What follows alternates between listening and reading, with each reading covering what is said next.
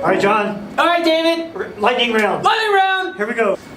So today we're gonna do our lightning round of Q&A. We're getting a lot of Q&As lately, and we want to answer them as quickly as possible. So we thought this was fun. Now, if you can stump us on a lightning round for the next month, here we go. We will get you a glow-in-the-dark piece or a piece of glow-in-the-dark concrete. Excellent. Did you think I was going to say the handheld penetrometer? I did, yes. I was not going to say the handheld penetrometer. Okay. So 1 minute per question. We really haven't seen the question, or at least I haven't seen the questions. David's seen one already. But we have 1 minute to answer, and if we get it under 1 minute per answer, we get to choose cake and pie for Pie Day. Yay. Yay. All right, first question, go. Ready, John? Yes, sir. Lightning round.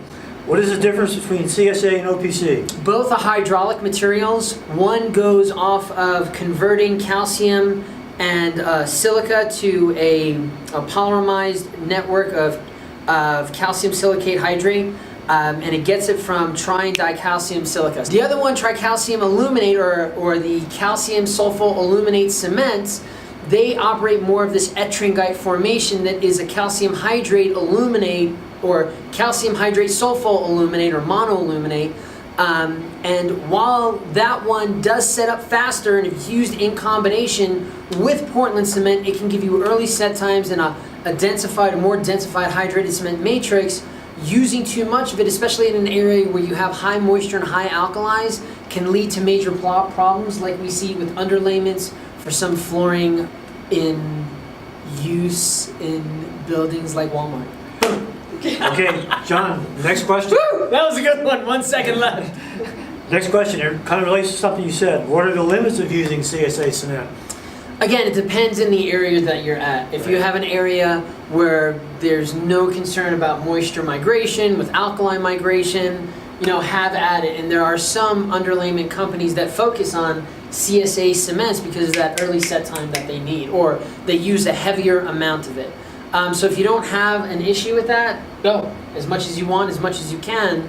But then if you do have an issue with that, you're going to want to limit yourself, because that ettringite can form into something that has a little bit more expansion, a little bit more volume, a little bit less strength, and again can lead to bigger issues.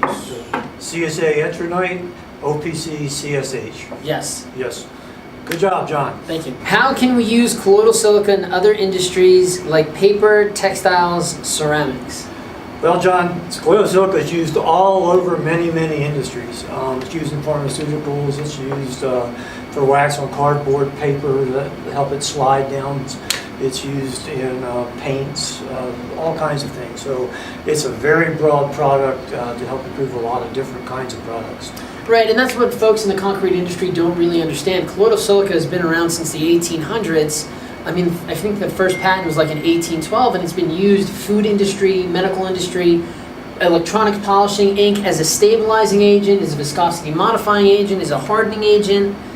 Concrete is just the next evolutionary step for our industry, and we have to learn those growing pains.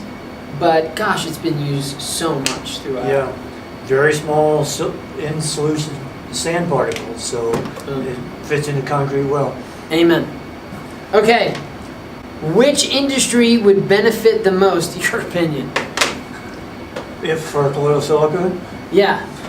Well, in my opinion, concrete's going to benefit. Well, let's focus on the construction industry, because there's not just concrete. There's concrete, shotcrete, grout, geopolymers. Right. So where would they fit the best? And I think right now, shotcrete, because that's the lowest barrier to entry.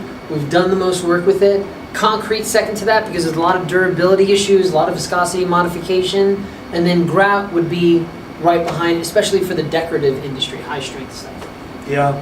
Yeah, I certainly don't disagree. I mean, it's easy to use. It's user friendly. Yep. Admittedly, you can't overdose it. It's like salt in a recipe. If it says a teaspoon, you don't put in 5 teaspoons. Right. Or suffer the consequences. Or suffer the consequences. So yeah. Woo! That was close. That was good.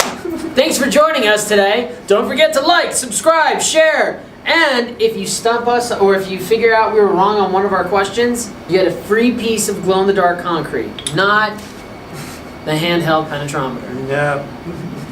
Thanks for joining. Go Concrete! Be asphalt.